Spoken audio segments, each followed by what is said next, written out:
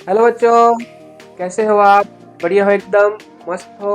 तो आज हम देखेंगे नेक्स्ट लेक्चर जो हमारा है Newton first law of motion.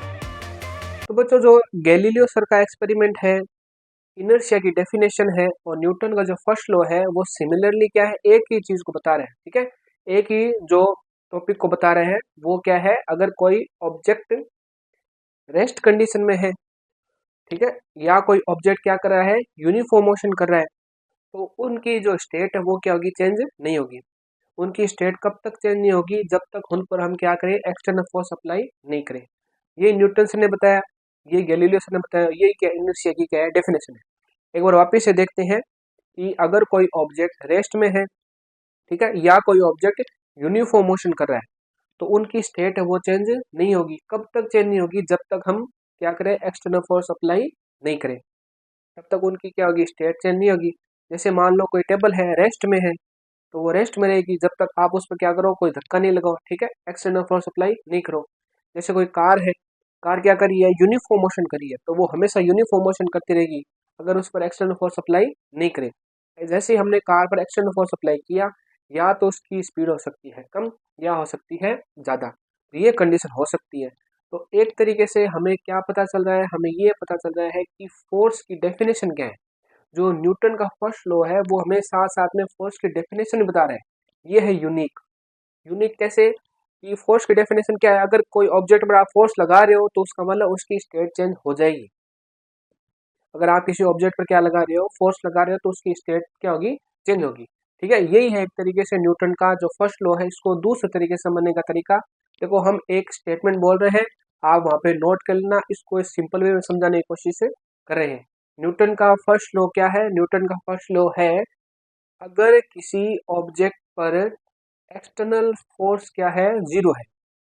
ऐसे समझ सकते हैं कि अगर कोई ऑब्जेक्ट है जिस पर अप्लाइड एक्सटर्नल फोर्स क्या है, जीरो है, तब ऑब्जेक्ट की स्टेट चेंज नहीं होगी। ठीक है, अगर वो रेस्ट में है तो रेस्ट में रहेगा, अगर वो यूनिफॉर्म मोशन कर रहा है तो यूनिफॉर्म मोशन करता ही रहेगा। जिस तरीके से देखो यहाँ पे हमने लिख रखा है, a body continues to be in at in the state of rest, और क्या है, uniform motion in a straight line, unless acting upon by an external unbalanced force. It first law is also called the law of inertia. तो यहीं पे ये बता रखा है कि ऑब्जेक्ट अपनी स्टेट में कब तक रहेगा, जब तक हम उस पर क्या करें, एक्सटर्नल फोर्स अप्लाई नहीं करें। अब देखो बच्चों, यहाँ पे हमने दो पॉइंट लिए हैं। एक तो रेस्ट कंडीशन कंडीशन के पॉइंट लिए, यानी इनर्शिया रेस्ट कंडीशन में। दूसरा पॉइंट है इनर्शिया मोशन की कंडीशन में। तो ये एग्जांपल तो हमारे डेली रूटीन में आते ही है। जैसे मान लो बस है, बस क्या है, रेस्ट में। बस अचानक क्या हुई, चलने लगी, ठीक है, एक्सेलरेट हुई बस।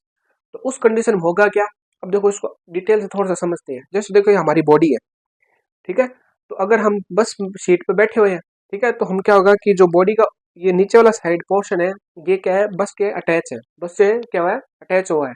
लेकिन ऊपर वाला पोर्शन क्या, फ्री है। तो जैसे ही बस क्या होगी, एक्सेलरेट होगी, तो ये पोर्शन तो आगे चला जाएगा, और ये पोर्शन रेस्ट में रहना चाहता है, तो ये अपने आप पीछे क्या होगा, बैकवर्ड क्या होगा, इसको एक धक्का लगेगा। ठीक है, वापिस से देखो एक बार कि मान लो ये हमारी बॉडी है, और जो बॉडी का नीचे वाला पार्ट है वो तो है बस के साथ, सीट के साथ अटैच। ठीक है, तो जैसे ही बस एक्सेलरेट हुई, तो ये तो आगे चला जाएगा पार्ट, लेकिन ये पार्ट रेस्ट में रहना चाहता है, ये पार्ट रेस्ट में ही रहेगा।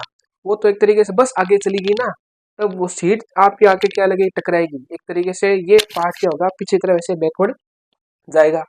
इसको दूसरे एग्जांपल से समझ सकते हैं। जैसे कार क्या करी है, यूनिफॉर्म मोशन करी है, अचानक ड्राइवर सर ने क्या किया, ड्राइवर ने क्या किया, ब्रेक लगाया।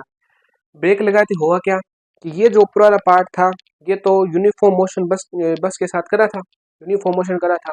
लेकिन जैसे ही ब्रेक लगाया तो कार जो बस है वो रुक गई। बस रुक गई तो नीचे वाला जो पोर्शन हमारा, यहाँ से कमर से नीचे वाला वो पोर्शन अटैच में था, तो वो भी रुक गया। लेकिन ऊपर वाला जो पोर्शन है, जो हमारा ऊपर वाला जो पार्ट है, वो बस के साथ यूनिफॉर्म मोशन कर रहा था। ठीक है, वो चाह रहा था कि मुझे यूनिफॉर्म मोशन ही करने दो। लेकिन जैसे ही ब्रेक लगाया तो नीचे वाला पार्ट तो हमारा क्या हो गया, रेस्ट में आ गया, और ये यूनिफॉर्म करना चाहता था, तो ये जितनी दूर जा सकता था उतनी दूर आगे ऐसे धक्का उसे लग गया, फॉरवर्ड की तरफ ऐसे उसे क्या लगा, धक्का लगा। इस तरीके से हम देख सकते हैं बच्चों कि न्यूटन का फर्स्ट लॉ क्या है, रेस्ट कंडीशन और मोशन कंडीशन को किस तरीके से समझा रहे हैं, आप यहाँ पे देख के उतार सकते हो। पॉज करके बच्चों आप यहाँ पे उतार सकते हो। तो अब हमने देखा कि किस प्रकार से न्यूटन का फर्स्ट लॉ एक तरीके से फोर्स की ही डेफिनेशन दे रहा है और किसी की डेफिनेशन नहीं दे रहा। फोर्स की डेफिनेशन है क्या कि अगर ऑब्जेक्ट की स्टेट चेंज हो रही है तो मतलब वहाँ पे फोर्स अप्लाई हो रहा है, अगर ऑब्जेक्ट की स्टेट चेंज नहीं हो रही तो वहाँ पे फोर्स अप्लाई नहीं हो रहा। ये फोर्स की एक तरीके से यूनिक डेफिनेशन है। ऑब्जेक्ट रेस्ट में है तो रेस्ट में रहेगा, अगर ऑब्जेक्ट यूनिफॉर्म मोशन कर रहा है तो यूनिफॉर्म मोशन करता रहेगा। इस तरीके से हमने न्यूटन का फर्स्ट लॉ देखा। अब मिलेंगे नेक्स्ट लेक्चर में, तब तक आप पढ़ते रहो। अगर वीडियो आपको अच्छा लगा है तो लाइक कीजिए, शेयर कीजिए और कमेंट कीजिए।